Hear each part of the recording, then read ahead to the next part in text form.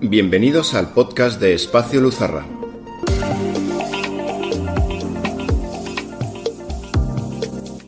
Bienvenidos una vez más al Espacio Luzarra, a este que es vuestro podcast. En este caso estamos con Paideia. Yo soy Leticia, él es Natanael.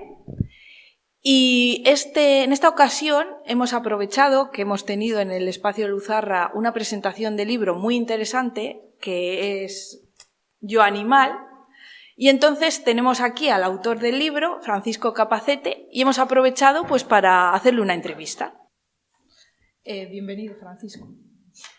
Hola, muy buenas tardes. Has escrito este libro, Yo Animal, y para situarnos un poco, pues primero, ¿quién es realmente Francisco Capacete? Eso me pregunto yo, ¿quién soy? Bueno, soy filósofo, escritor, abogado. Llevo muchos años dedicándome a la abogacía porque es parte de una de mis vocaciones, que es la justicia. Y cuando descubrí el mundo del derecho a los animales, me dije que era la ocasión de poder hacer o usar el derecho para hacer justicia.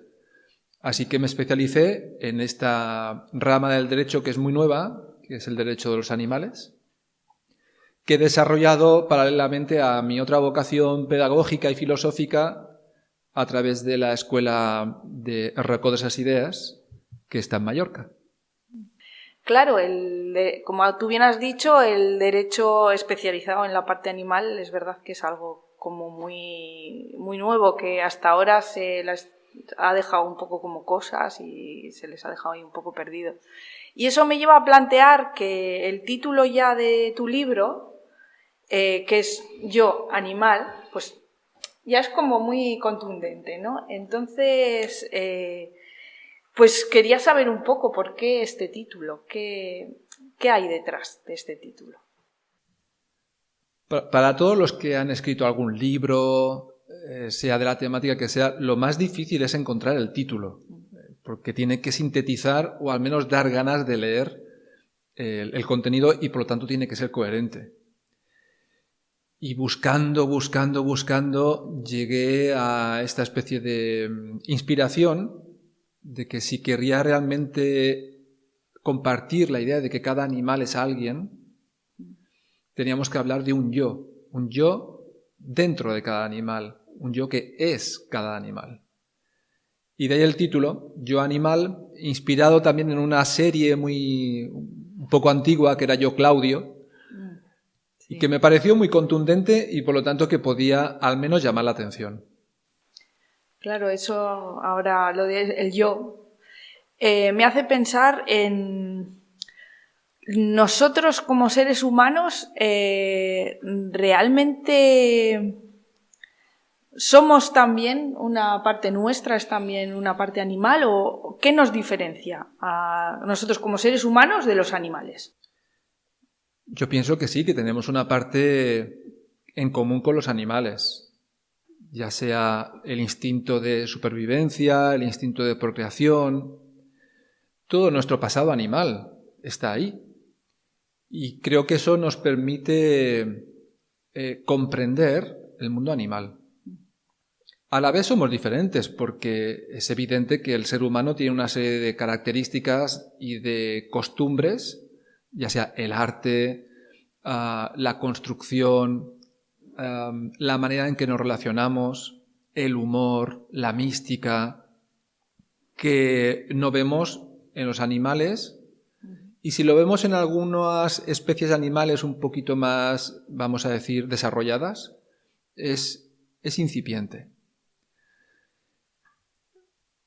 Somos parecidos, compartimos cosas con los animales y a la vez nos diferenciamos. Tenemos algo más que para algunos animales es muy necesario porque les podemos enseñar cosas que ellos todavía no tienen. Hablabas de esas partes diferentes que tenemos los seres humanos, pero igual en este proceso de creernos superiores nos hemos ido quizá alejando de la naturaleza y olvidándonos un poco de esa parte en común que tenemos con la naturaleza, con los animales. Y eso me recuerda que citas en tu libro a Félix Rodríguez de la Fuente, que bueno, yo personalmente le admiro mucho, y es una persona que sí que desarrolló mucho esa idea de que si un animal le sacas de su lugar en el que le corresponde, pues es como un ser muerto porque no está y no puede evolucionar de manera adecuada.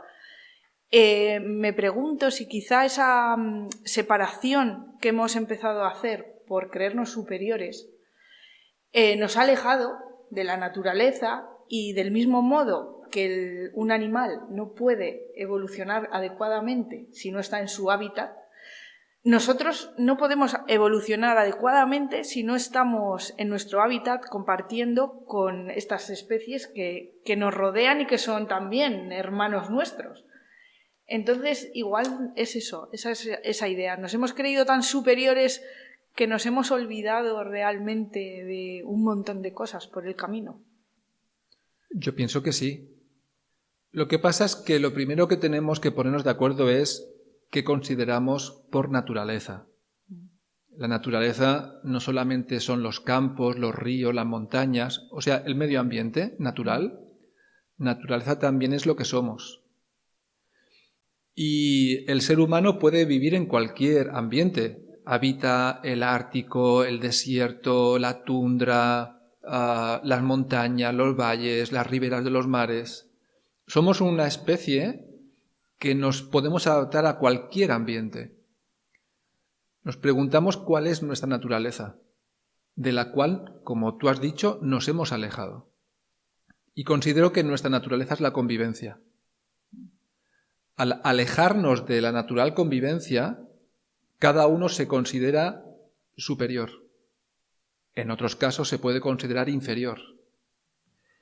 Y eso ha producido una serie de errores y de carencias muy importantes. Por ejemplo, la carencia de el trato adecuado a los demás animales y los demás seres vivos. Así que estoy totalmente de acuerdo con lo que comentas de que tenemos que volver a nuestra naturaleza, a nuestro ambiente natural humano, que es la convivencia. Y quizá en ese ambiente natural que debería ser nuestro no solo es humano. Has dicho que tenemos una parte animal, una parte humana, y también tenemos una parte espiritual que, desgraciadamente, creo que en esta sociedad se ha hecho tan materialista que nos hemos olvidado de esa parte. Entonces es necesario, igual, como has dicho, esa convivencia, pero ir un poquito más allá, no solo quedarnos en un plano animal, sino humano, incluso más allá, espiritual. Es que el ser humano es un ser, como dirían algunos filósofos, histórico, se va construyendo. Nuestro pasado es animal, nuestro presente es humano. Nos preguntamos por nuestro futuro. ¿Cuál es nuestro futuro? Y pienso que nuestro futuro es lo sagrado, lo espiritual, aquello que podemos y que debemos desarrollar. Nuestro ideal de vida, nuestra casa, nuestro hogar, debe incluir lo sagrado. Y si nos fijamos en la antigüedad, y hasta no hace mucho, en todas las casas ardía un fuego. Era el fuego del hogar, era ese centro sagrado donde se reunía la familia, donde los abuelos contaban las historias, la costumbre a los nietos. Y eso cohesionaba, no solamente a esa familia, sino al pueblo, a la comunidad. Entonces tenemos que incluir en nuestra vida ese aspecto que ya es nuestro, que ya lo tenemos, no es una artificialidad, no es una creación de los poderes fácticos como cuando se crea una religión, una estructura eclesiástica, sino que estamos hablando de algo más profundo, más nuestro, que es lo sagrado, lo espiritual. Sí, además en esa reunirse en el fuego me ha venido la imagen de que se aprovechaba a contar cuentos, historias, y en ellas siempre estaban presentes de algún modo los animales como símbolos. representaban algo. Entonces, sí, eso de que dices volver a esa parte sagrada también es volver a situar a los animales también en su sitio, como has dicho antes. Desde esa capacidad, ¿no? de ver lo que nos pueden enseñar ellos y lo que también nosotros, como has dicho, les podemos enseñar a ellos. Por eso en el libro hay un capítulo dedicado al simbolismo de los animales. Nos pueden enseñar muchas cosas. El ser humano tiene esa capacidad de aprender, de poder ver donde hay un árbol, un símbolo del cosmos. Y efectivamente, en cada parte de la naturaleza, en cada parte del universo, parece que está sintetizado todo el universo. La semilla.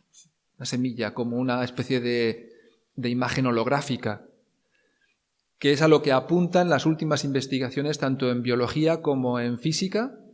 Es un universo holográfico, un universo que está todo relacionado, cada parte está relacionada con el todo. Y si afectamos una parte, afectamos al todo. Esta visión se relaciona también con esa visión de lo sagrado, porque es una dimensión que une todas las cosas. Es una dimensión que conecta con todas las dimensiones. Y lo podemos ver en cada animal, en cada parte de la naturaleza, donde hay un símbolo. Estoy acordando de que leí yo hace poco, mencionas varias cosas en el libro de historias de diferentes animales, y yo leí sobre un pájaro, el pájaro mielero australiano, que estaban los científicos muy preocupados, pues porque habían descubierto que no se está apareando. Y entonces se pusieron a investigar a ver el motivo. Y vieron que es que había muy pocos machos adultos, que son los que lanzan un canto especial, que es con el que pueden cortejar a las hembras. Y como había muy pocos, pues los machos jóvenes no podían aprender ese canto y entonces se estaba perdiendo y no podían aparearse.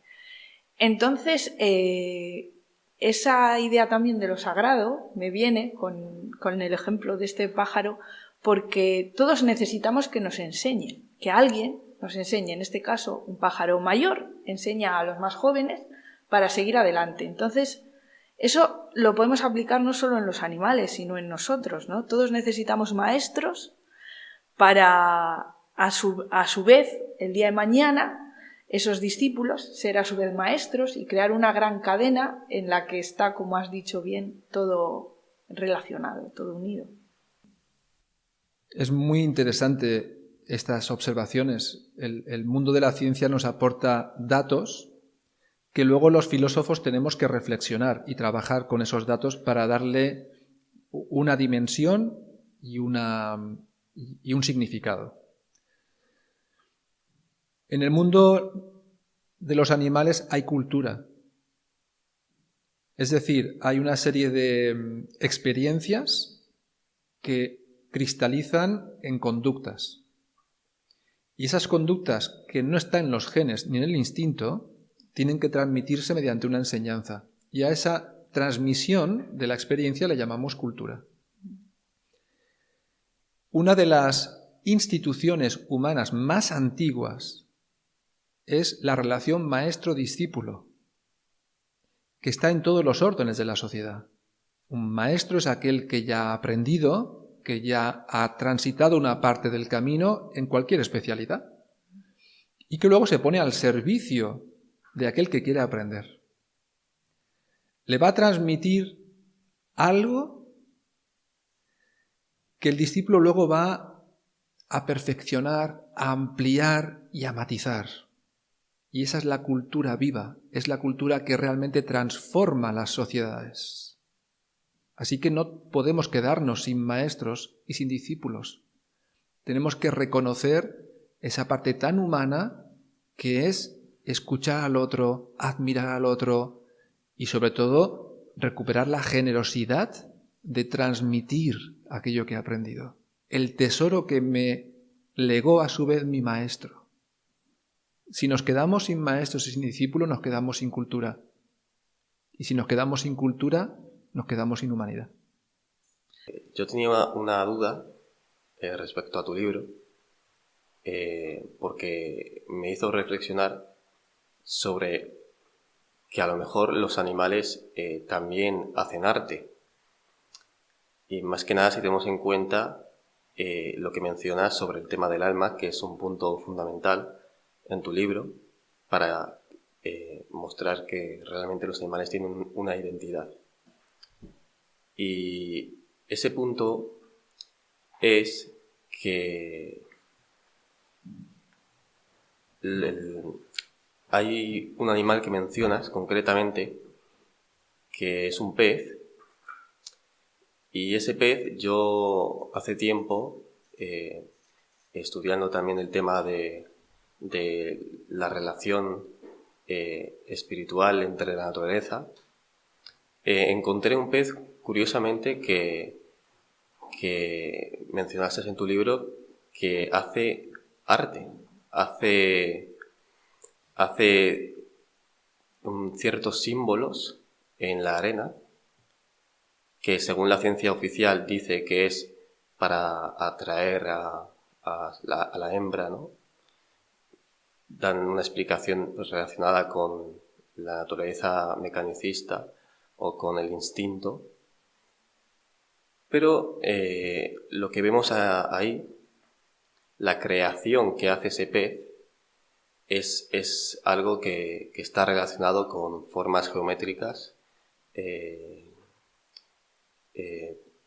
digamos, divinas, ¿no? Y con un tipo de arte y belleza que es increíble que un pez, un simple pez, pueda conseguir hacer, ¿no?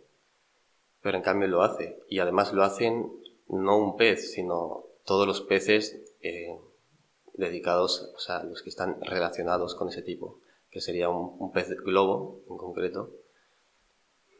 Y mi duda era qué opinabas al respecto sobre esto, sobre cómo es posible que un pez pueda hacer arte, de dónde nace ese conocimiento, ¿no? Porque es un conocimiento sobre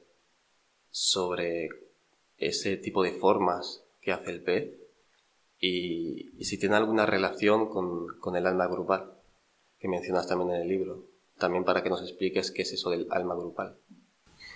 Es muy interesante cuando los biólogos descubren estas formas geométricas en el suelo marino, cercano a la costa, es una parte del mar que no es muy profundo. Encuentran esas formas geométricas y no se lo pueden explicar. ¿Y esto qué es? Y esto no lo ha podido formar solamente la corriente. Con posterioridad descubrieron que el artífice era ese pececito. Entonces ya se pusieron a grabar cómo lo hacía. Y efectivamente se afana en recoger arena, en mover arena.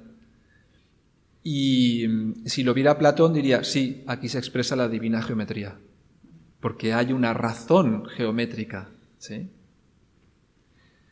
Luego nosotros vamos a interpretar lo que vemos en la naturaleza y nos parece una obra de arte. Efectivamente, es una obra de arte. Como puede serlo las grandes vidrieras de una catedral gótica. Coincide con que luego la hembra viene, encuentra ese trabajo tan laborioso, ahí deposita los huevos y el macho lo fecunda. O sea que parece ser que tiene una función. Pero no podemos dejar de admirar la belleza de esa creación. Eso no está en los genes. En los genes lo que hay es una activación de un impulso que es el apareamiento. Por lo tanto, el pez siente que en determinado momento del año tiene que aparearse. Pero esa forma geométrica no está en los genes.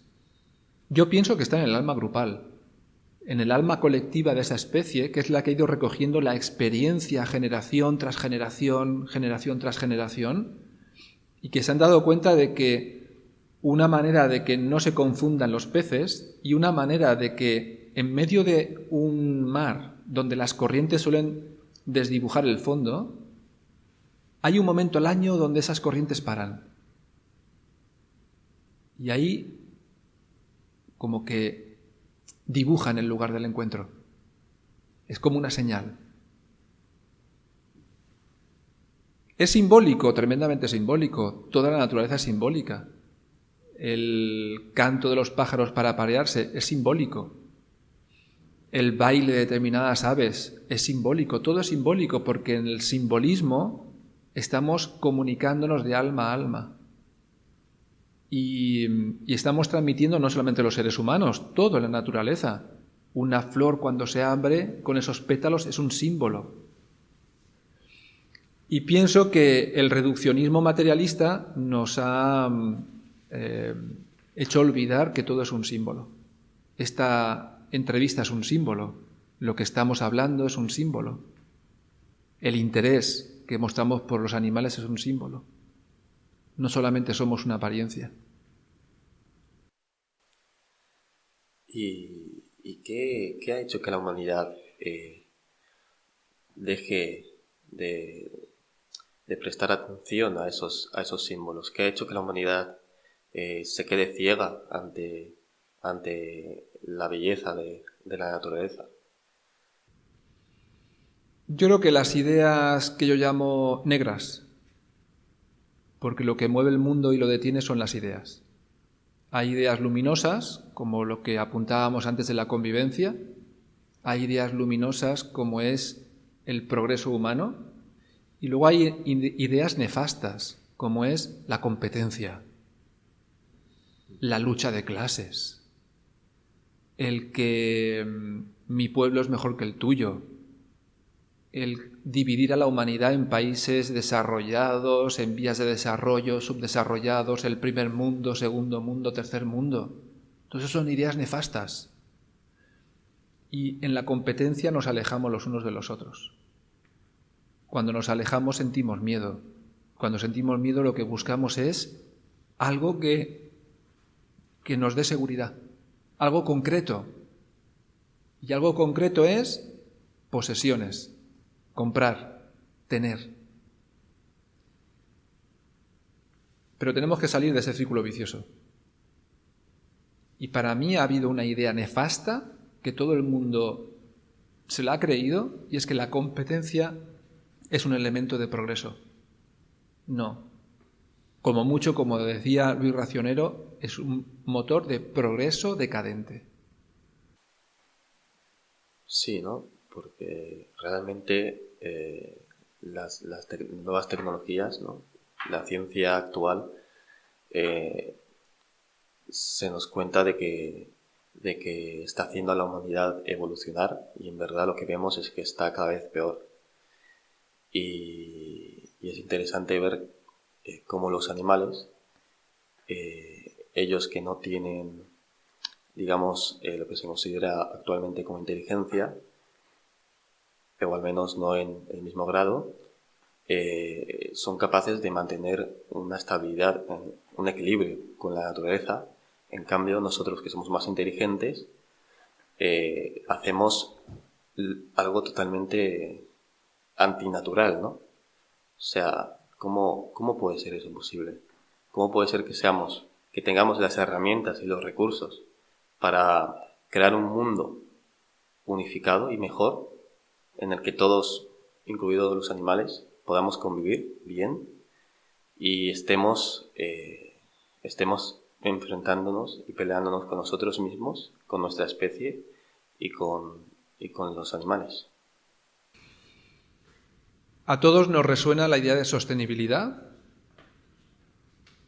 de parar la contaminación, de lograr una retirada sostenible. Y todo esto nos está llamando la atención de que estamos ensuciando tanto el mundo con nuestros procesos de consumo, que tenemos que volver a una tecnología más limpia, o sea, una tecnología que nos permita vivir sin afectar tanto el medio ambiente. Por eso considero que las nuevas tecnologías es la inteligencia de la naturaleza. Porque ahí está la nueva tecnología, la tecnología que nos va a permitir desarrollarnos de una manera nueva, que es la de siempre, pero la estamos redescubriendo, y mejor. Mejor no siempre es más. Mejor es más unión, más convivencia, más amor, más amistad, más inteligencia. Eso es mejor, pero no en un sentido de cantidad.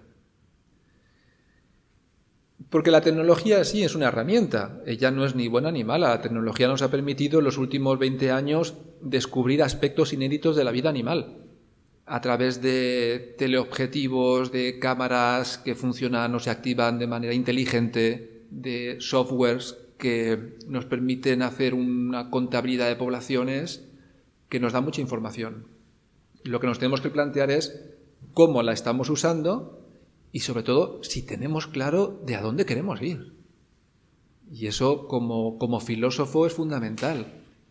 ¿A dónde queremos ir? ¿Cuál es la finalidad con la que queremos usar la tecnología?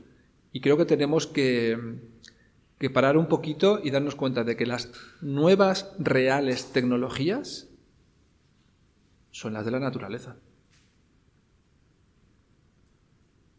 Podría ser que de algún modo en esa vorágine, ¿no?, de las nuevas tecnologías nos hemos olvidado un poco de quiénes somos, de nuestra alma, y entonces de ese modo también hemos olvidado que otros seres que conviven con nosotros, los animales, tienen alma.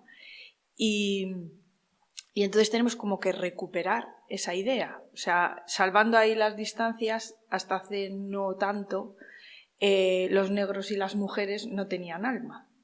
Y entonces, claro, si no tenemos alma, somos cosas.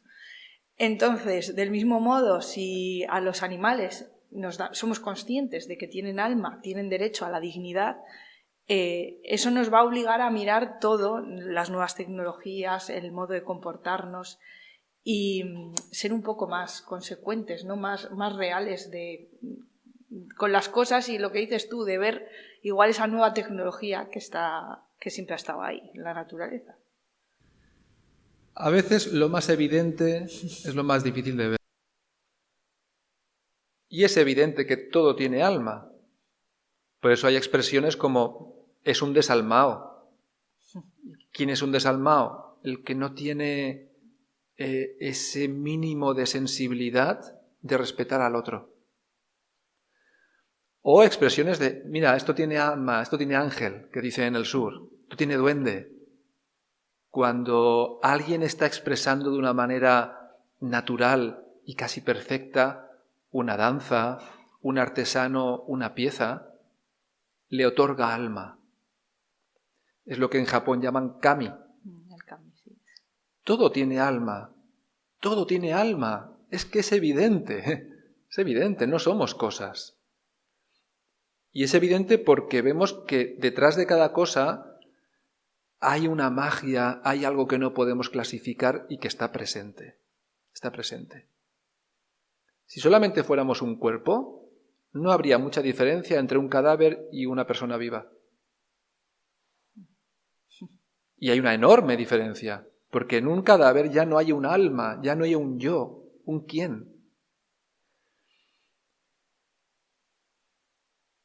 Tenemos que volver a la sencillez, a volver a ver la vida con sencillez, como siempre. Nos hemos complicado demasiado. Sí, igual darnos cuenta, ¿no?, de que sí, hay diferentes especies, pero dentro de esas especies hay individuos y cada uno tiene su propia manera de ser. Yo tengo 2 gatas y las 2 son diferentes. Por un lado está la psiquis. La psiquis es la que de alguna manera va a expresarse en una conducta. Y dentro de la psicología animal se ha estudiado mucho, aunque da mucho por investigar, la conducta animal. Una conducta que, como vemos, es estándar. Todos los animales de una especie siguen unas pautas muy parecidas, porque así se reconocen y se orientan. Cuando hablamos del alma nos referimos al yo que tiene esa psiquis que se expresa en esa conducta. O sea, yo no me refiero cuando hablo del alma al mundo psicológico, sino a la persona, al sujeto, al yo que está ahí detrás, que es el centro, que es el que aprende. Si no hubiera alma, no se podría crear información. Solamente podríamos replicar información. El cerebro es un órgano que replica información, que la procesa, pero no crea información. Y la experiencia es, con una serie de cosas que me han ocurrido, tengo una información, pero yo voy a crear una información nueva. Esa es mi experiencia. Esa experiencia es la que me permite crecer, evolucionar. Por lo tanto, la evolución de las especies y la especiación es una demostración evidente de que hay alma. En el podcast anterior de la mirada poética hicimos un cuento, un relato, en el cual nos planteábamos si los seres humanos tenemos un pacto con los animales que se nos ha olvidado, hemos roto. Entonces, como una especie de hermanos mayores, tenemos que cuidar a los hermanos pequeños, que los hermanos pequeños también te enseñan muchas cosas. Y entonces tenemos una responsabilidad, ¿no? Igual lo que tenemos que empezar a hacer, y por ejemplo tú estás haciendo a través de este libro, a través de tu trabajo, es esa responsabilidad, sacarla un poco a la luz para que seamos más conscientes todos de eso que nos hemos olvidado y de lo que hemos hablado. Me parece muy fecunda la idea de ese pacto con el mundo animal, porque también lo considero muy real.